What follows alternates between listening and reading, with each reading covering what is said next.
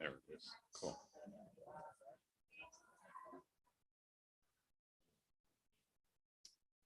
Okay, it's up now. There's like, you should see how many are watching. Good evening, and welcome to the Garfield Heights City School District regular board meeting. Tonight is Monday, May 16th, 2022. I call tonight's meeting to order. Mr. Saluka, can I have roll call, please? Yes, Mr. Juby. Ms. King, Here. Ms. Morrison, Here. Ms. Thomas, Here. Mrs. Daniels. Here.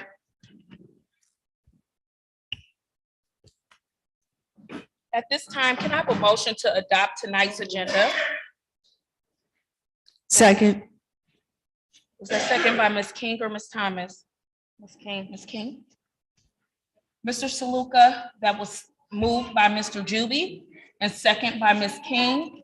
Can I have roll call, please? Mr. Juby, Ms. King, Yes. Morrison, Yes. Ms. Thomas, Yes. Mrs. Daniels. Yes. At this time, we will have a moment of silent reflection.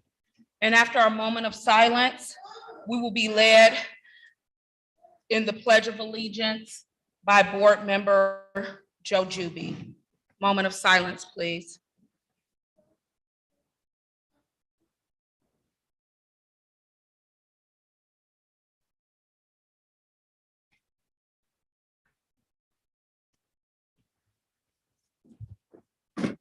Please stand. To the flag of the United States of America and to the republic for which it stands, one nation, under God, indivisible, with liberty and justice for all.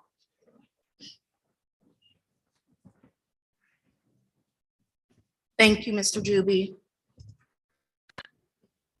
At this time, can I have a motion to adopt the minutes from the April 11th, 2022 regular meeting and the April 20th, 2022 special meeting as presented?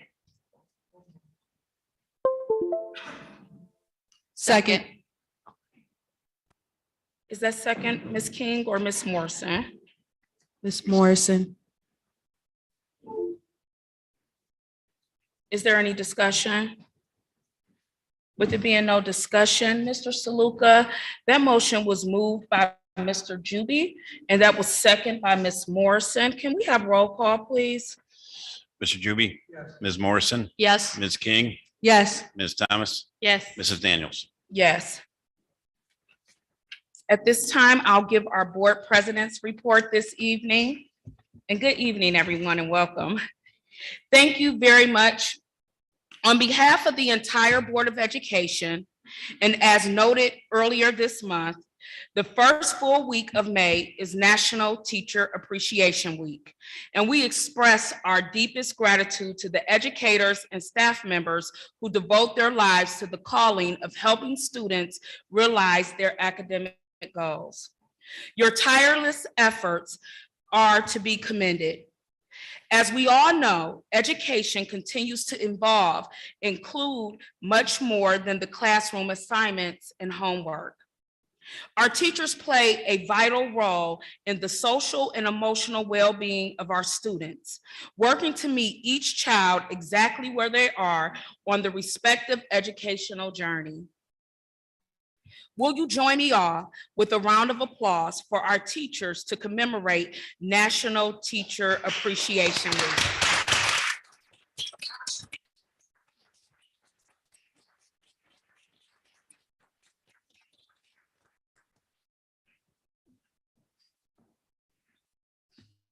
Thank you.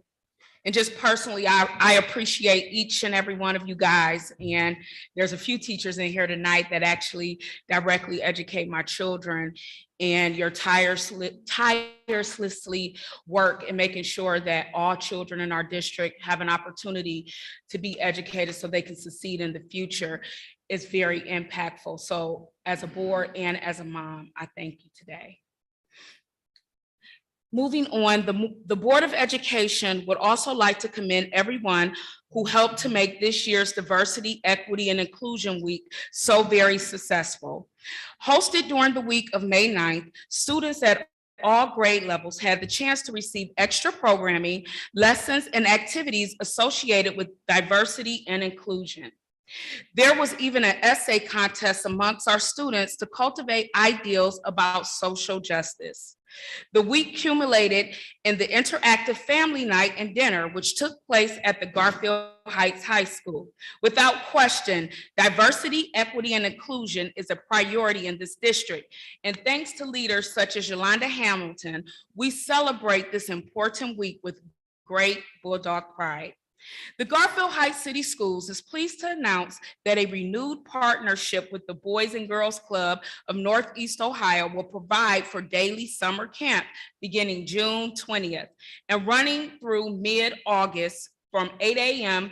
until 4 p.m., and which is completely free of charge. Summer camp programming will include STEM lessons, mathematics, and literacy opportunities, athletics and outdoor activities, and much more. Dr. Gordon Dupree has played a very key role in bringing the Boys and Girls Club back to Garfield Heights, and we thank him for this opportunity. Be sure to stay on the lookout for how to register your children. Finally, as we fast approach the end of the school year, please be sure to check the website for various year-end events, celebrations, and activities to see our students shine. Thank you, Ms. Abraham, for being a terrific host tonight. Your building looks amazing. This concludes my report. Thank you. Is there any questions relative to the board president's report this evening? If there's no questions, we're going to move to our committee reports. Do we have any committee reports this evening? Madam President, Mr. the Jenkins. Policy Committee, item number 17.1 is up for its final reading tonight. Thank you, Mr. Juby. Does that conclude your report? Yes. Thank you. Is there any questions relative to Mr. Juby's report? Is there any other reports this evening? Madam President, Ms. King? yes, I would like to give my community and family engagement report. On April 25th, 2022, I attended the Garfield Heights City Council meeting. Unfortunately, my report to the City Council was unable to be read. It was submitted in a timely fashion. However, they had a change of their rules. And instead of having the report being turned in by Friday, they need it on Thursday. So I will be submitting a report this week for next week's City Council meeting. I urge my board members and residents to attend City Council meetings so that your voices can be heard. The next City Council meeting is May 23rd, 2022 in Council Chambers at 7 o'clock. That concludes my report. Thank you, Ms. King. Is there any questions relative to Ms. King's report this evening? If there's no questions, is there any more reports? Madam President, I have a report. Ms. Thomas? I have two reports, I'm sorry. First, my CVCC report. At our last board meeting in April, we had a Skills USA presentation from our scholars from various districts. Student of the month is Mila Bridges. She's a medical administration specialist student at CVCC. Most recently, she placed in the Business Professionals of America competition. She won second and third place in her competitions. She has a lot of different interests and hobbies, and she has a very bright future ahead of her. Also, on May 10th, we had our senior recognition night at CVCC, and our senior Sophia Faison was recognized for one of the highest honors at CVCC. Our last day for seniors was May 11th. That was also signing day. And our last day for all students is June 7th. That concludes my CVCC report. For my legislative committee report, we had a brief meeting today before our regular board meeting. We discussed our next meeting to discuss the possibility of a levy. And we also discussed that we have a new state superintendent, which is Steve Dakin. And we also discussed redistricting, which is still up in the air and currently going through the court system. That concludes my reports. Thank you, Ms. Thomas. Is there any questions regarding Ms. Thomas' report this evening? I do have a quick question for Ms. Thomas. Ms. Thomas, are there any pieces of legislation that is moving forward in the legislation process that we need to be aware of? Not as of now, nothing different from my report from last month. And to also just keep in mind that they are going on recess soon. So a lot of things will be paused throughout the summer. Okay, thank you. I was thinking that maybe something was coming up because they were going on recess that we would need to respond to before they go out on recess or advocate on behalf of. Thank you. Thank you, Ms. Thomas. Is there any other reports this evening? Madam President, I have a wellness liaison report. Ms. Morrison? It was a record-setting spring in terms of cancellations. Total spring cancellations for varsity softball and baseball are now at 49 for the year. Spring sports seasons have entered their state tournaments. Softball was eliminated by Cleveland Heights. Baseball plays Bedford tomorrow on the 17th, and track districts start on the 18th. At the recent LEL Track and Field Championship, Nyla Thornton won the 100 meter and 300 meter hurdles for the girls track team. Senior prom is scheduled for Friday, May 20th at Windows on the River. And major recent purchases include track uniforms, track invitational fees, and additional softball fees. That concludes my report. Thank you, Ms. Morrison. Is there any questions relative to Ms. Morrison's report this evening? If there's no other questions, are there any other reports this evening? Thank you, Board of Education, for your hard work that you put in our committee work that helps us ensure that we are doing the work to make sure that our district has what it needs in order for us to educate children. Our next item on our agenda tonight is our presentations. Mr. Hayes. Thank you, Madam President. This is our final stop on the board's tour of schools. We're here at Elmwood Elementary here tonight, and I want to turn it over to Mrs. Abraham, the principal here. I love this new technology. This is so cool, but I feel a little bit like Bob Barker. So if I yell, come on down, you have to come down and you have to guess if the price is right. So anyway, well, welcome everyone. It's so nice to end the school year inviting you into Elmwood. We have a lot to share and it's really nice to see so many guests here today. So I'm very, very excited to present. All right, technology, hang tight, we're good. It's coming. Okay, so welcome and thank you, Ms. Bailey, for advancing the frames for us while we speak. So thank you, I appreciate it. So this year was truly a remarkable year in so many ways. It's amazing that we started completely masked up, completely unsure about what this school year was going to bring for us. What are we going to do? We're coming off of a pandemic. We're coming off of remote learning. This was a year of a lot of flexibility, a lot of needs, and a lot of creativity for pretty much every educator that's in this room. So we had a lot to talk about when we returned to school and tried to reestablish a sense of normal. We had a lot of considerations about the social and emotional needs of our kids, as well as the academic needs, because what we quickly recognized was that there are certain things that kids don't learn well in an online platform. They need to see us. They need to see teachers and manipulate objects. And it's just such a different kind of way of learning when they're not here before us. So we had a lot to think about while we tried to reestablish our norms and our routines. So we had to come up with a game plan, which we did.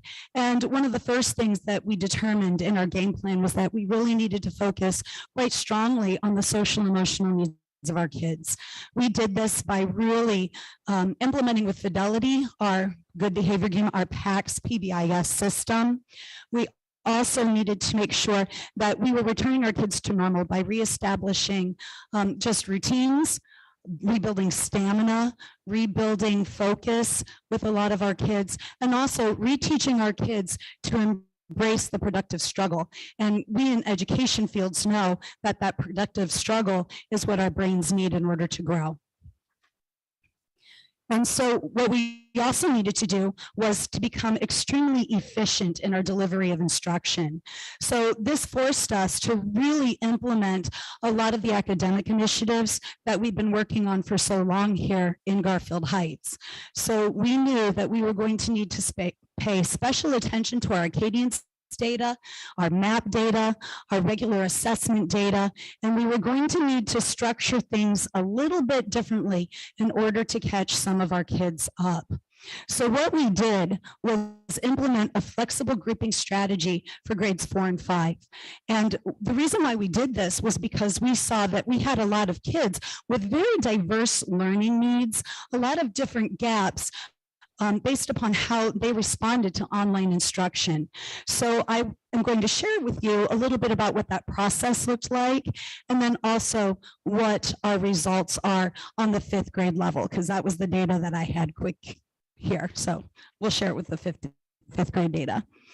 So MAP is a wonderful product that we use. We benchmark the kids 3 times a year, in the fall, in the winter, and in the spring. And this gives us a lot of great information about what kids know well, what they're ready to learn, and where they're ready to develop and provide some stretch where maybe they can start growing even a little bit more. And so it's really kind of neat because over time, this helps us direct our instruction, and then it helps us to see where's a kid ready to go next. So here's an example. When a kid takes the MAP assessment, it gives us this beautiful chart that you can't see, and that's okay because your kid's name isn't on it. This is, a pretend school with pretend names and pretend data for illustration purposes only. But what our teachers look at is very similar to this. And what it does is it takes our kids and it puts them in groups based upon their scores. And once we see this, there's a nice little addition to this product that we can look at that gives us even more depth of information. So if we can advance to that. And it's called the learning continuum. What the learning continuum does is it tells us where their strengths are, their challenges are, and where they're ready to continue to develop. So what we did is we took our little ones, well, they're not so little ones, they're 5th graders. I apologize, I take that back. You are not little, you are not little. You're little in my mind, but I know. I've got one your age too, I know. But anyway, so then what the teachers do, looking at this information, is this helps them to devise their instruction. It helps them to devise what kind of intervention groupings that they're going to have. And what we found because of the pandemic was that many of our kids had many more needs. So we really needed to take this information and focus our classrooms to have as few intervention groups as possible. That way we could be more efficient with the instructional delivery for our little ones, kids, 5th graders. So while we were doing this and trying to reestablish focus and normal and assuaging fears, because COVID is scary and who likes masks and they're hot, and kids, the real little ones, not 5th graders, they chew on them and it's just a rough time. So we knew that we had to do all of this and all of that. And so, yes, teach, measure, and move, but also have a little bit of fun along the way. And we were able to achieve that pretty well. Yeah, there are a bunch of kids in winter coats laying on the ground. For kindergarten and 1st graders, this is post-zombie tag. I highly recommend it. If you have a little kid in your life that is a student here at Elmwood, ask them about it. They'll tell you all about it. It's a lot of fun. So I would like to share with you the results. But first, I want to show you a little bit about this graph so that you can interpret these results. This is a quadrant chart. This quadrant chart tells us where our kids are in their growth. So you'll see the red quadrant are for our kids that have really the lowest scores. And if you see dots there, those kids aren't growing to their potential. Those are kids that we're very concerned about. The orange chart directly above the red, those are kids that may have low scores, but they're showing amazing growth, much better than expected growth. That is highly encouraging. We love to see our little ones popping out of the red and into that yellow zone because our goal is to try to move them over to greener pastures. And the green is where our kids are, right as rain, exactly where you want your kids to be. These are the kids that performed very well on the assessment, and they're also growing very well. That's ideally where we want everyone to land. And then the yellow, where you see the two dots, those are our kids who are also scoring high, but we're worried about them because they may not be growing to potential. And as we know, as they progress through their grades, if they don't show more growth, eventually they could fall behind. So we worry about those students too. And so now the results. We want to show you where our fifth graders landed after implementing this strategy. And I need to thank Michael Corey for helping us put all this data together. All of these beautiful dots are because of him, because I am not computer savvy with that, and he's better at math than me. So here's where our kids are. So you'll see we've had some pretty remarkable gains. We have quite a few kids that are in that red zone, but you'll see some of those dots are pushing up. They're getting very close to the orange area.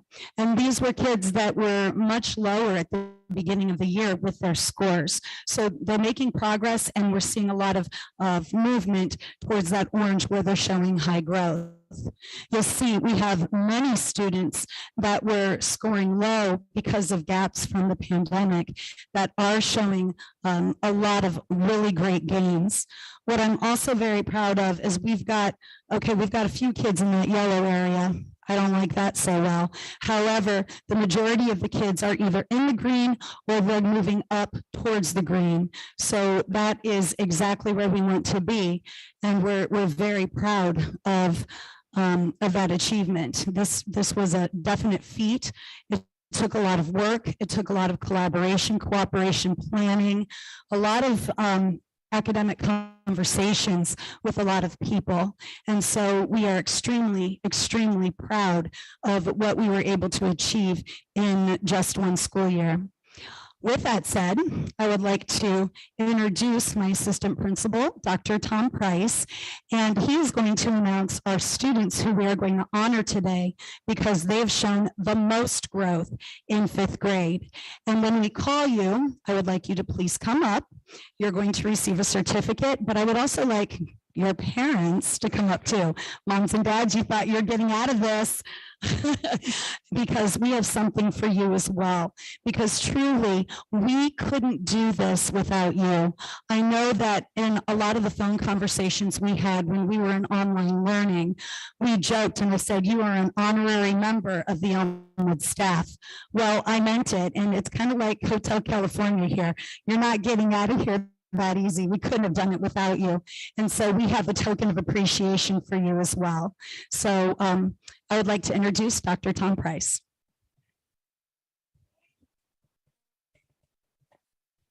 Good evening. So we're going to bring up each of our students, and their parents can join them directly here in front of the school board.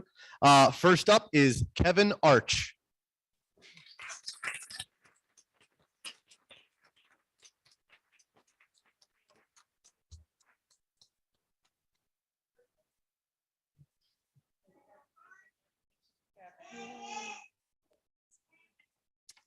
Elijah Cruz.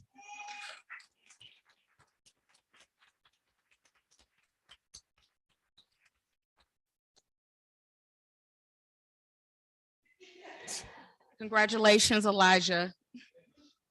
Brian Herbert.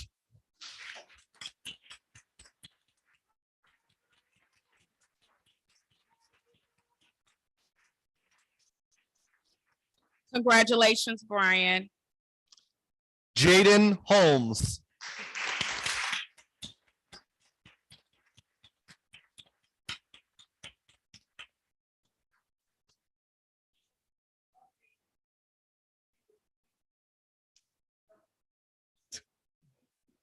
Congratulations.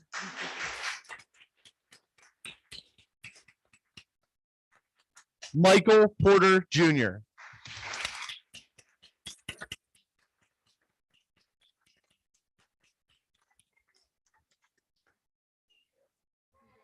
Congratulations, Michael.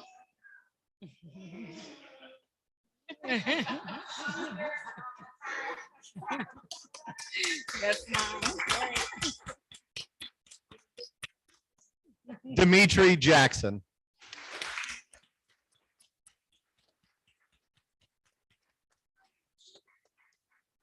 Congratulations, Dimitri.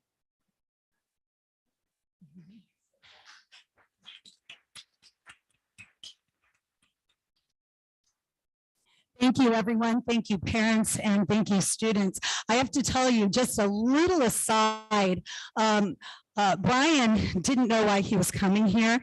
His mom and I have kept it a secret. It has been bugging him for over a week. Like, what are we doing? What's going on? What is going on? And I wanted to point out Brian specifically, not just to embarrass him because it's really fun, right, Mom? I mean, we're good planners, but also because of out of all of the students in fifth grade, Brian deserves a lot of credit. He grew the most. So Brian, congratulations to you.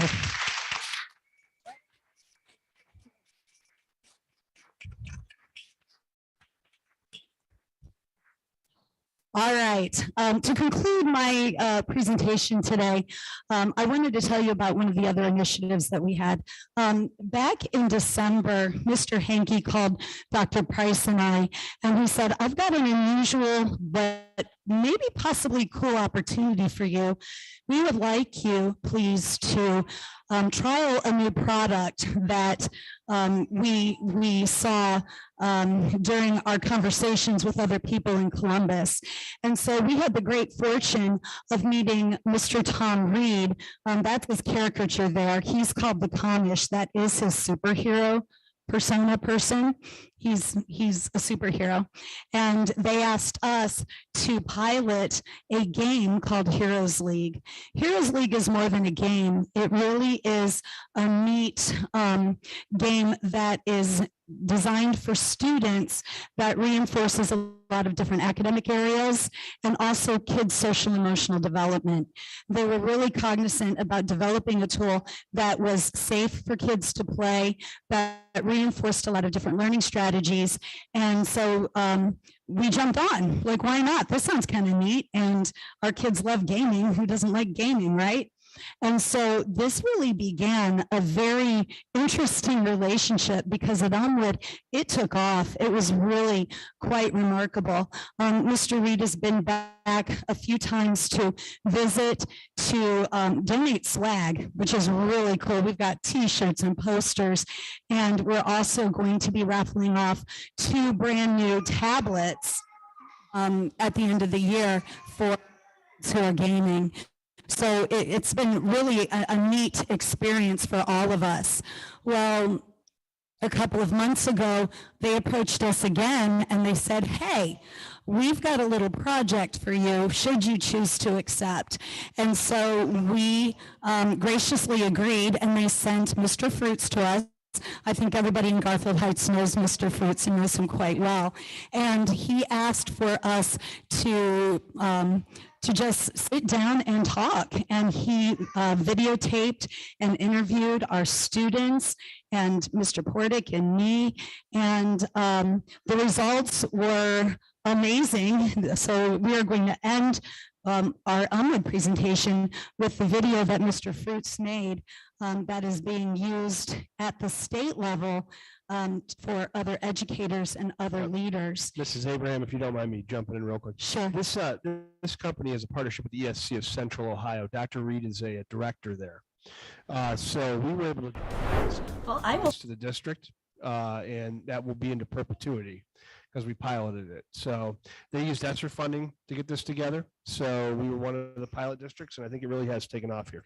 Yes, Dr. Reed, I didn't use the correct moniker, but Dr. Reed, he was here actually last week. And his words were, in educational circles, our Elmwood kids have gone viral. So that is high praise indeed.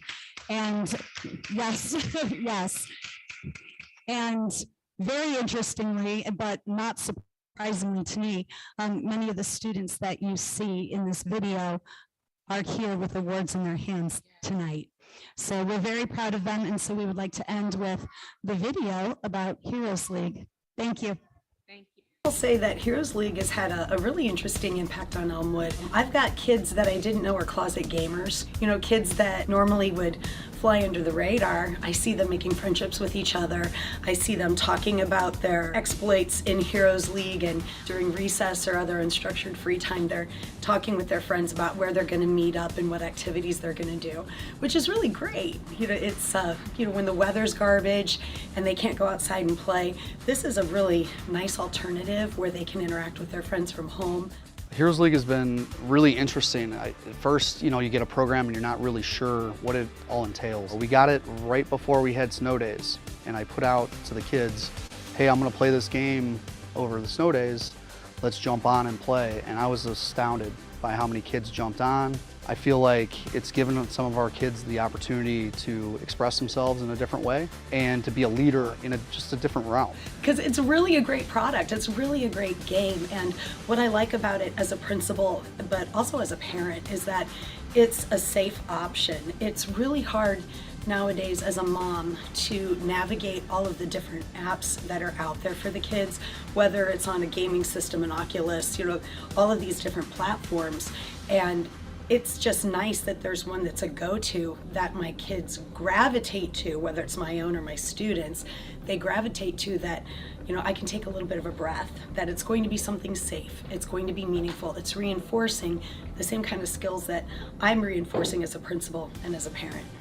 For me as a teacher, at first when they said, you know, take extra time to play this game, I'm like, where am I going to come up with this time? But the time goes fast. For me, at the end of the day, we play after school, kids jump on, and it's just a nice time to play. I think it's a nice game because you can learn by helping people in the game, by helping them do quests.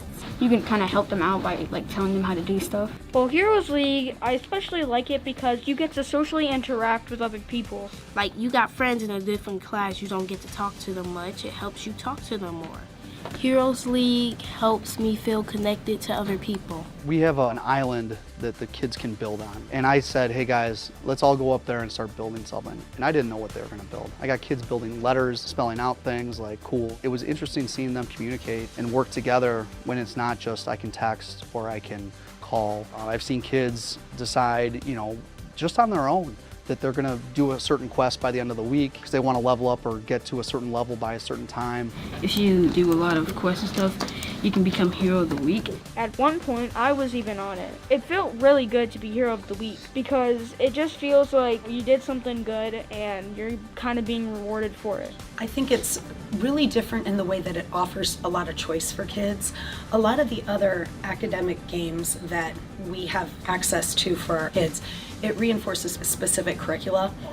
Where Heroes League is different, it really does support many more areas of curriculum, but it offers kids choice. It's different from other games because the other games they really not exploring games, or they really games that just focus on one subject. It's better than games like Roblox and stuff. You want this product. This is a great game for kids. But what's nice about Heroes League is that they're interacting with other students that they know. These are people that they know. And so I don't have to worry, are they interacting with somebody that may be a bad influence on them? These are kids that they know from school, from within their own little virtual environment. It reinforces a lot of skills and strategies that really support great parenting and building leadership opportunities with kids. So I would highly recommend it. Heroes League teaches me to face my fears and never give up and keep on trying. Heroes League helped me read and strategize. It teaches you about never giving up. For our kids to be a part of something that's kind of groundbreaking is exciting. And I just encourage all our parents to get involved, to take a peek over the shoulder and see what they're doing with it, because I think they'd be amazed by some of the things they're doing. Heroes League can keep you learning and it is very fun. I think it's a great socialized game and I think every kid should play it. Heroes League makes learning fun. I'm a hero. You can be a hero too.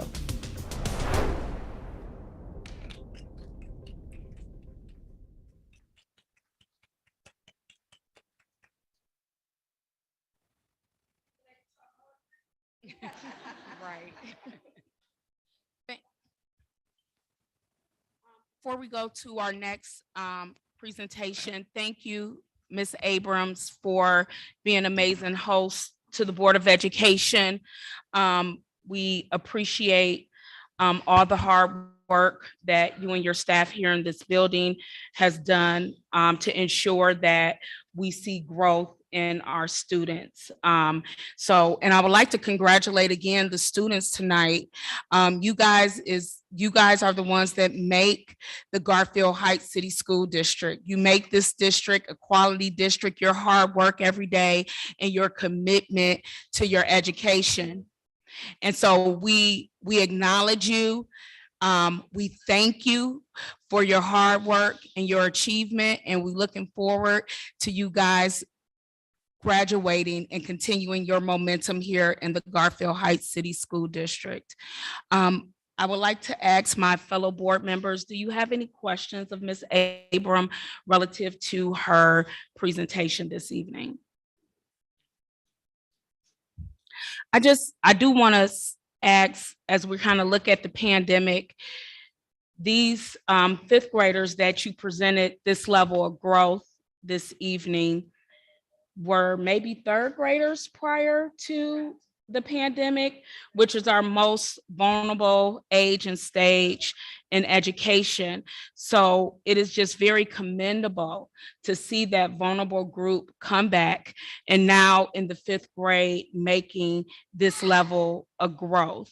So I just kind of wanted to acknowledge that and kind of put that in perspective, that these were third graders pre-pandemic and they're back and they're excelling and they are growing. And I have faith that the Garfield Heights City School District will bridge that gap that our children had placed on them during the pandemic. So thank you for sharing that information.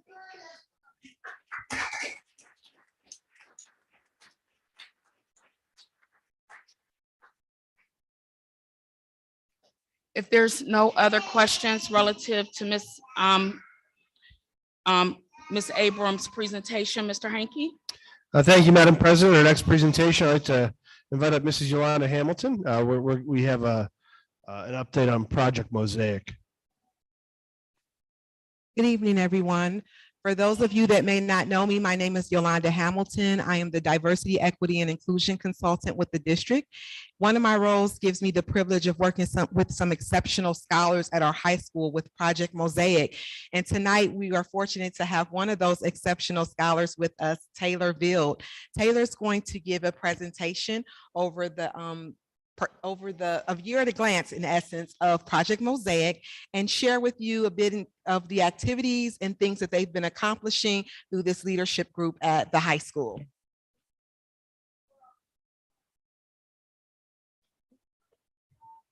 Hi,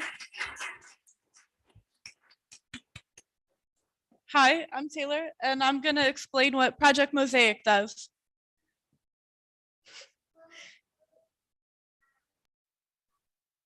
Can you go to the next slide, please? Okay, so Project Mosaic is a student group at the high school that dedicates itself to becoming the district champions for diversity, equity, and inclusion. We gather monthly to explore different topics and to learn how to create a more diverse, equitable, and inclusive community. So every meeting we open with our affirmation, so I'm gonna say it to you guys.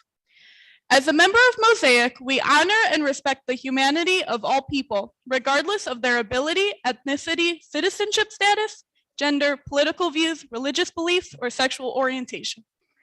We value and affirm the voices of fellow Mosaic members, and we will work collectively to promote peace, practice inclusion, and will work to make our school, community, and global society more just and equitable.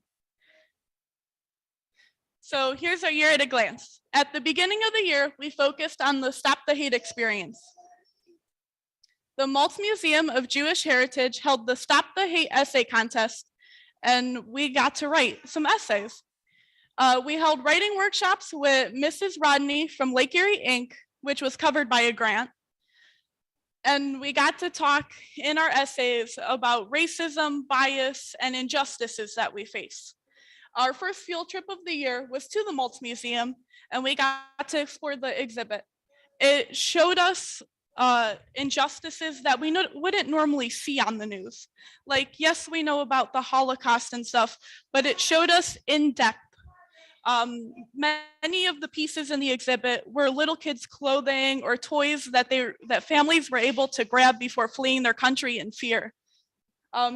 It really shocked us to see about how bad it actually was. Last week was DEI week, and on Monday we had our annual refugee dialogue. Mr. Mayel and around 5 high school students came to the high school to tell us about what it's like as a refugee, what their home country was like, and what America is to them. They told us about like culture shocks, about how they came to America thinking they were going to get rich. And then they came and they're like, oh, this is it. They also talked about cultural differences in respect, about how they may look at a teacher in Africa and they would get smacked because the teacher thought they looked at them wrong. But here in America, many of the kids swear at teachers. They walk out of the classrooms and it's considered fine and okay. So it was really shocking to see the cultural differences and to see what we may think is normal and how it's not actually normal for the rest of the world. On Wednesday, we went to an Empowering Youth and Exploring Justice meeting. We learned and talked about how we're going to be change makers, how we want to change our community and our school and make it better. Towards the end of the meeting, we had a project to do. We wanted our project to focus on mental health because many like high school students especially just get like put away like, oh, you're fine, you don't know what you're talking about. But mental wellness is a big thing that we need. So we had talked about maybe having a mental wellness day at school, and hopefully we'll be posting about it on our Instagram. We made a cute little video. On Thursday, we had our DEI night. We had a community meal, and we talked about including people with different abilities, and we even had a special performance by the Dancing Wheels. And then on Friday, the members of Project Mosaic got to go to Maple Leaf and to the middle school to see the special ed classes and to sit in their classes for like a day to see what the differences were and how it was.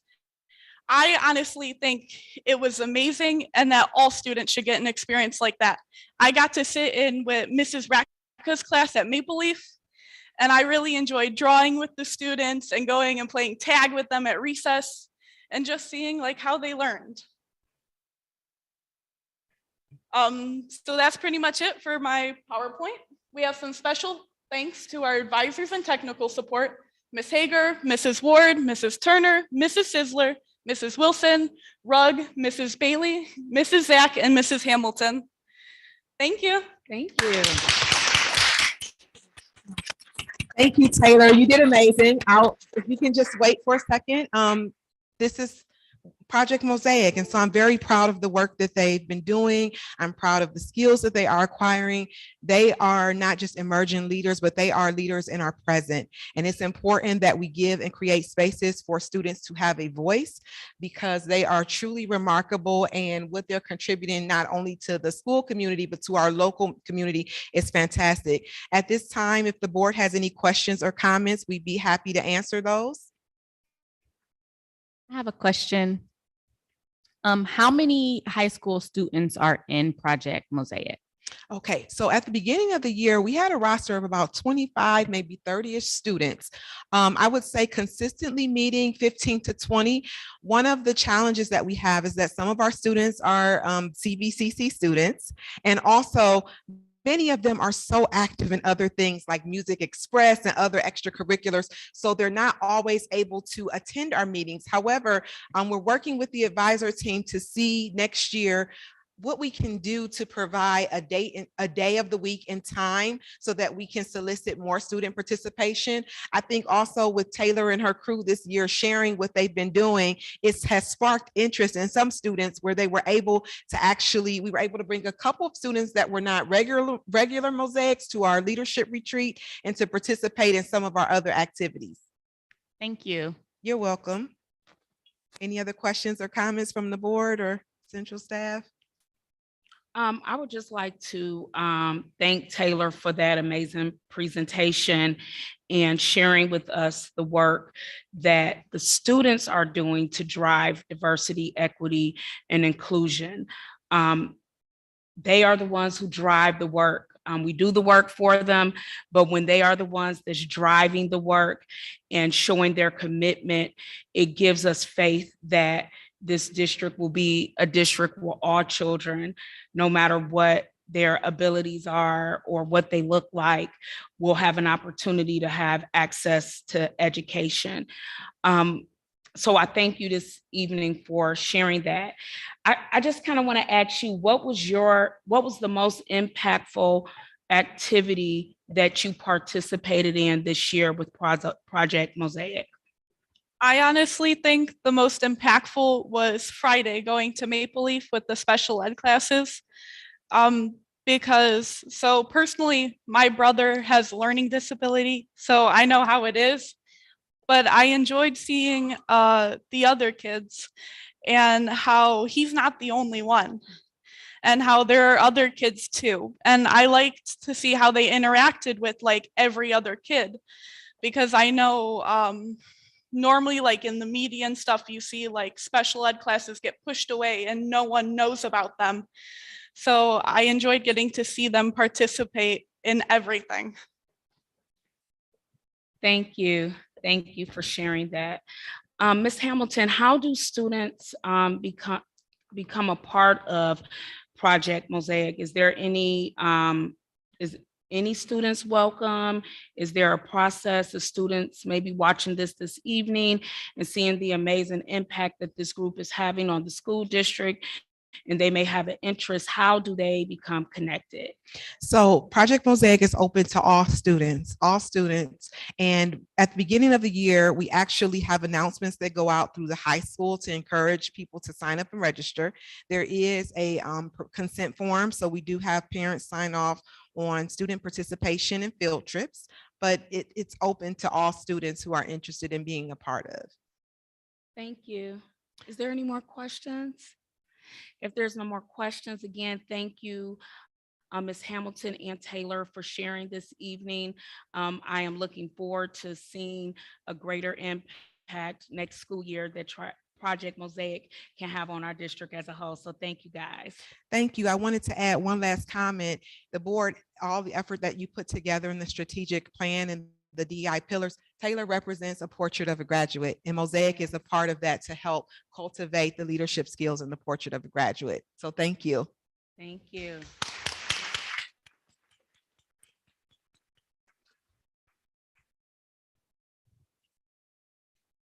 Thank you for the presentations this evening.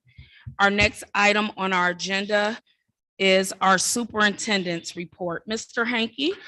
Thank you, Madam President, and an exciting new opportunity coming this summer. The Garfield Heights City Schools is enthusiastic about reestablishing a collaborative partnership with the Boys and Girls Club of Northeast Ohio for a highly engaging summer camp experience.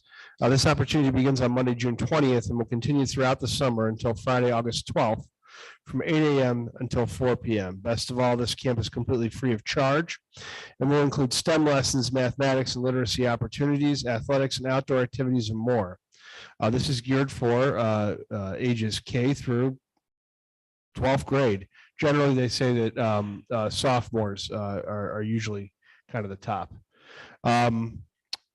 I'd like to thank Dr. Dupree for staying on top of this opportunity. He has worked diligently over the last few years to stay connected with the Boys and Girls Club. You can sign up by going to our website. Again, they're going to be using our high school as a facility, but they're going to be running the club independently. But we have an online registration process for this, and please see our homepage. Parents should also be on the lookout for additional information regarding summer programming, which should be released in the very near future. The Garfield Heights City Schools is very much interested in giving students as many chances for constructive learning for their social and emotional health and well-being as well. Please stay tuned. Great job to everyone who, to everyone who played a role in making Diversity, Equity, and Inclusion Week a great opportunity. Students at virtually every grade level had the opportunity to participate in various exercises, events, and activities associated with diversity and inclusion. Congratulations to everyone who participated in the essay contest among our students to cultivate ideas about social justice. Thanks to Yolanda Hamilton and Gina Wilson for their help in making DEI Week so successful. Great job to all. A National Teacher Appreciation Week took place during the first full week of May, and as a former teacher, I thank you for your tireless dedication to our students in improving their lives. While we appreciate teachers and staff all year long, I am grateful that we devote at least 1 week to congratulating these awesome individuals. Thank you, teachers. That concludes my report. Thank you, Mr. Hanke. Is there any questions relative to Mr. Hanke's report this evening? If there's no questions regarding Mr. Hanke's report, our next item on the agenda is remarks from the public regarding agenda items. Do we have remarks this evening, Mr. Silva? No one signed up, President Daniels. Thank you. Our next item on the agenda this evening is, can I have a motion to approve? Madam President, Yes. move and waive items 9.1 to 9.4. In a second? Second. Discussion. Yes, I do have a presentation on the forecast. I did a little bit different type of presentation with the forecast in May. I call it the messaging versus just an overview. And I think the reason I wanted to change it up is that we need to message exactly how we arrive at the May updates, because there's a lot of changes that happens from November to May here. So I kind of wanted to go in a different direction. So where we've been and where we are going, to kind of like highlight that, to show just how far we're moving forward. So if we can go to real quick, and I'll have this on our website for the public tomorrow morning. But just to give a brief overview, I have like revenue by chart, and it's the revenues for the past 10 years. And most of our revenues, I'm going to say most of them, a majority of our revenues come from the state and property taxes. So, and you could see that we've been the last couple of years trending pretty much flatlined in our revenues, down from 2019, but 2020, 2021 has been pretty much flatlined. And that is due to the state's 2-year budget, and they have flatlined our revenues each year. That has changed with the coming year when the state legislators decided that they're going to institute the Fair School Funding Plan. So what the Fair School Funding Plan was twofold, and just what they did is that while they are giving us less revenues, they've taken away a big expenditure stream from us. So it kind of like was a wash, and we got a little bit, while we got less money from the state, we're paying out a little less money for the community schools, and the Ed Choice Scholarship would amount to over $4 million to the district. So while we see less money this year for state funding, we also see a big expenditure drop, and I'll get to that here in a minute. But in the next page, we have where we're going with our revenues. And we can see here how our revenues have dropped in 20 and 21, but they didn't drop this year, even though we had less state funding. And that's due to the fact that we saw an increase in our property taxes, due to the fact that we had a 23% valuation increase in the district. And with a valuation increase, the county fiscal officer would drop the tax rates. Well, he was a year lagging and dropping the tax rate. So we collected a little bit more money on our property taxes this year, even though the board just approved a major decrease in tax rates at the April meeting. The only issue with that is a benefit to us is that those tax rates, when they're implemented, they won't take effect till collection year 2024. So we saw over a significant increase in our property taxes this year. That increase will carry over, that same amount of increase will carry over into 23. And then we will see, you can see on the bottom, we'll see a significant drop in 24 as the new property tax rates come into effect. That was the major change in our property tax forecast moving forward. As far as the fair school funding plan, since it's a 2-year budget, it's not on in presentation. Sorry, it's just a board presentation. Like I said, what I'm talking about tonight will be up for the public here tomorrow morning on my website. So moving forward in the overview is that the fair school funding plan is in place. It's 2 years worth of funding. The only issue we have is that it's a 2-year budget for the state. We don't know if the state's going to continue the fair school funding plan or not after 2 years, depending on who the legislatures are. Forecast includes continuing it with a moderate increase of 3%. Whether that comes to fruition or not, we'll see in 2 years. On the expenditure side, salaries and benefits have been remaining steady, and our purchase services have been remaining steady over the past few years. But what we have done is that we've moved some of our salaries and benefits to ESSER funding to offset and help the operational funds when using up the ESSER money, which we're required to do by 2023-24. So we're maintaining our salaries and benefits, but we're going to see a significant increase in 2024 when they bring those salaries and benefits back.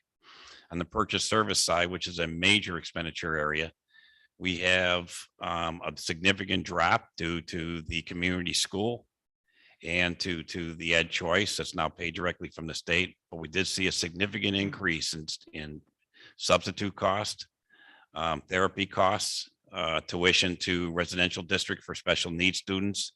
Utility saw a significant increase this year, and our legal fees saw a significant increase this year.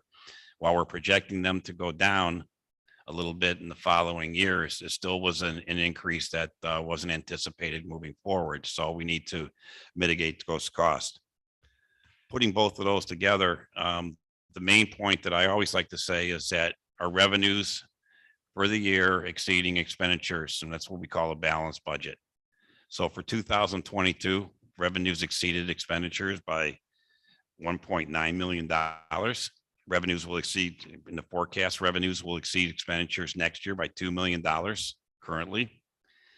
But beginning in fiscal year 24, the revenue deficit drops back down to $1 million deficit where expenditures will exceed revenues. And then the following year, when we bring back salaries from the ESSER funds, expenditures will exceed revenues by 3.5 million in the forecast, and then moving forward exponentially as expenditures will outpace revenues, and that's the nature of the beast for schools. So how do we sustain ourselves? Well, we have the balances to carry that negative revenues over expenditures over. So we have a cash balance in 2022, 2023, we'll have a cash balance 2024. It'll start being reduced significantly in 2025. And by 2026, we're seeing a negative cash balance. So we have to mitigate as we look forward those 5 years. Lastly, in there is so what happened between November and May? What happened is that we collected more revenues, property tax revenues.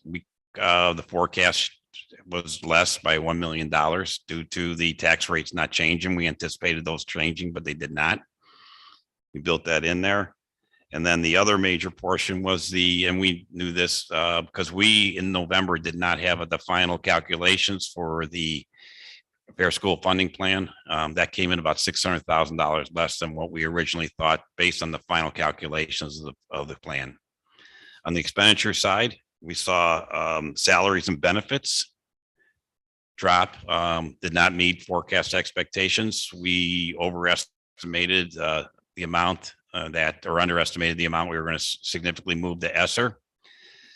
We also underestimated the number of employees we would have to do some of the services. And you could see by the next graph that purchase services exceeded estimates by $957,000. And a lot of it was, I just mentioned the services that we outsourced versus having in-house. Most of those were services for students. And lastly, the bottom line is, and I just have explanations, the bottom line is if we're looking at the forecast on the first page, you have the simplified statement. The bottom line is, as I said before, we will end the year with roughly a $4 million carryover. That grows in the next year as we have that $2 million revenue over expenditures. It drops down to 5.4 million, all things being equal, and then we'll start seeing that significantly balance drop down to where we start deficit in 2026. One last thing I need to mention is in 2026, you will see that we have an emergency levy renewal coming up, so we're not allowed to include those in the forecast. That's a brief overview. The board will be approving the actual detailed forecast, the meeting tonight. So if you want more detail on the forecast and the behind the numbers, that'll also be up on the website tomorrow morning. So it provides a more detailed look at the forecast itself. Those are really the driving forces behind how all these numbers were arrived at. Those are what I call the assumptions for the forecast, and those are significant events that I think will take place or have taken place that directly impact the forecast itself. All in all, I think the forecast, the district is looking a lot better than it did in November. So as I like to say, cautiously optimistic for the future. So any questions on the forecast itself?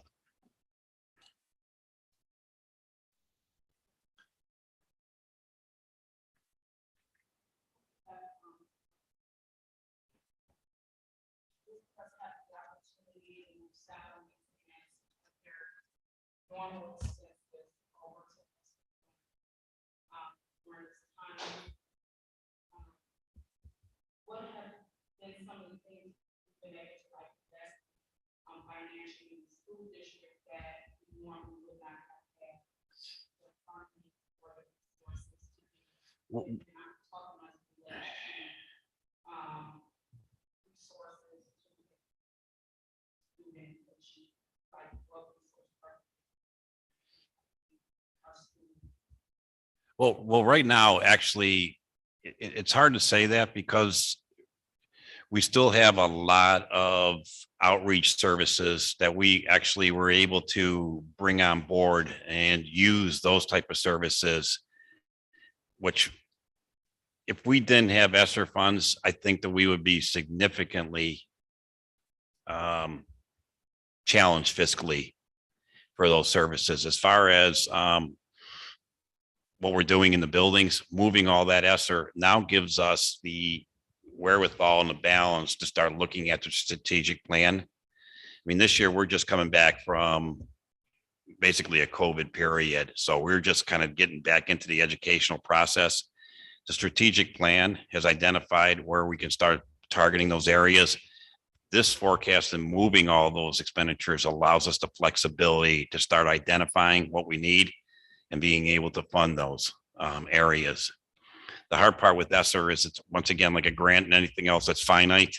It doesn't last forever. So we have to mitigate where we can, use and what's sustainable.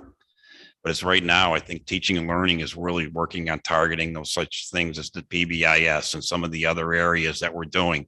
We're bringing in a lot of intervention people to help out in the buildings. We're bringing in a lot of therapy services to help out in the buildings. And I think that we were able to do that now because we're able to offset those expenditures by moving some of the others. Not to mention a lot of the technology that we're purchasing, the one-to-one we're able to purchase a lot of technology that enables that one-to-one to give every student a Chromebook, to give every student a lot of the educational programming and software that we're able to use and expand out, and being able to access those resources that they really didn't have before.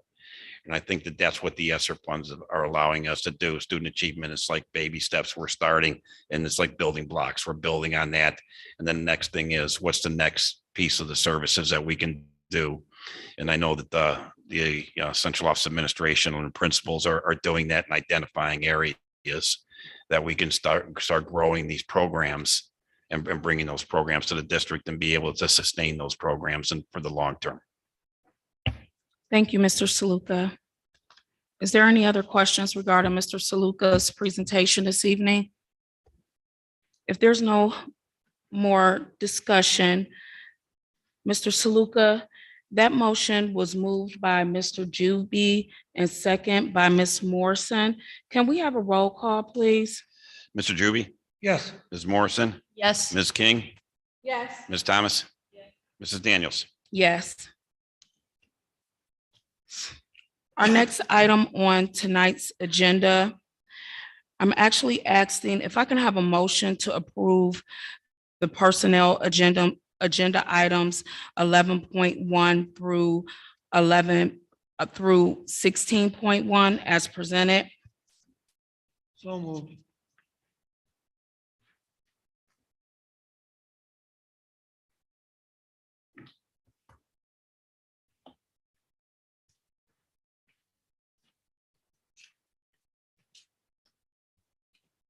Second.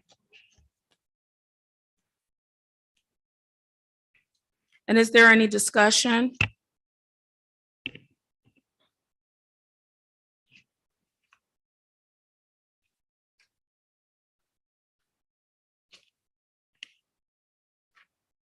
I did have one question. If Leanne can just explain the new positions of the lead title teacher and the instructional coach Title I. Yeah, thank you. Just brief.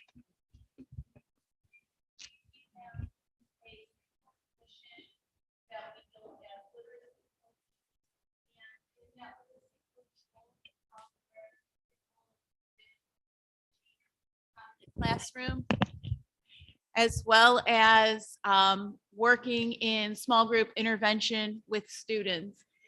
Recently, our literacy coaches went through a pretty rigorous training about working with teachers one-on-one, developing their leadership skills, developing their coaching capacity.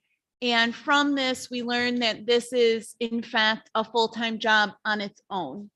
So we have taken some of our grant money and redistributed it. And what we will be doing is actually extracting these two major components of the literacy coach, the coaching piece and the teaching piece, and separating them into two different positions.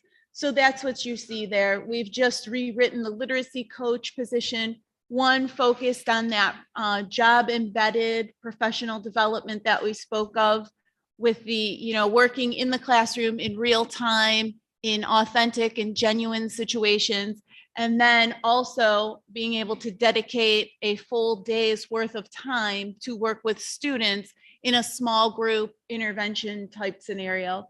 So we're not taking away from any one component, but we're actually going to be expanding the two.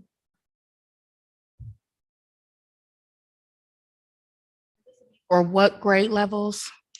So it's going to be, we're going to start with the elementary schools. Okay. And we have the instructional coaches, there's one in each building. So they'll continue to do their instructional coach work in all 5 buildings. And then the 3 elementary schools will be where we really focus with those small group reading and those title compliance pieces.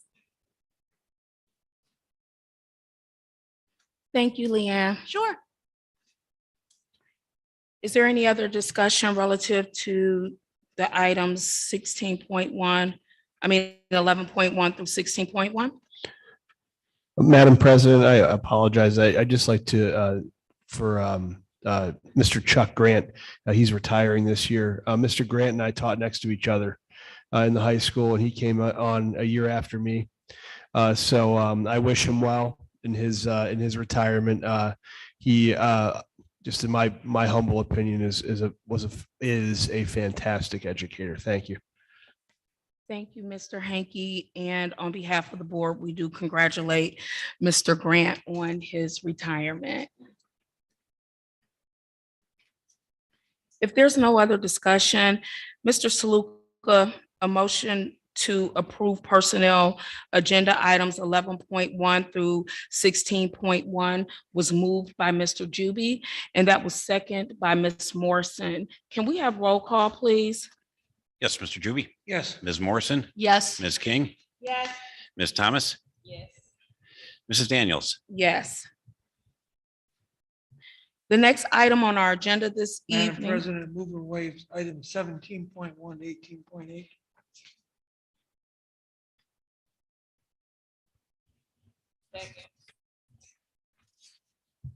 And is there any discussion?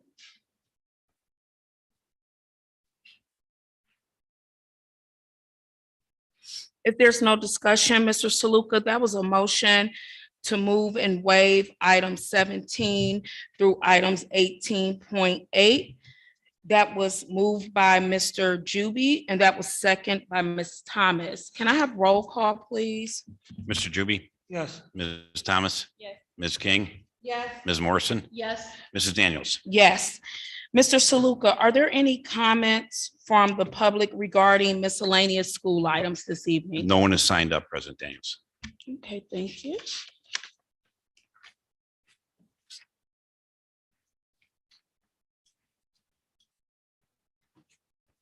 The next item on our agenda is a motion to adjourn tonight's meeting. So moved. Second. Any discussion about adjournment? With no discussion, Mr. Saluka, that was moved by Ms. King, and that was second by Mr. Juby. Can I have roll call, please? Ms. King, Yes. Mr. Juby, Yes. Ms. Morrison, Yes. Ms. Thomas, Mrs. Daniels. Yes, Mr. Saluka, allow the record to show that tonight's meeting was adjourned at 7:11 PM.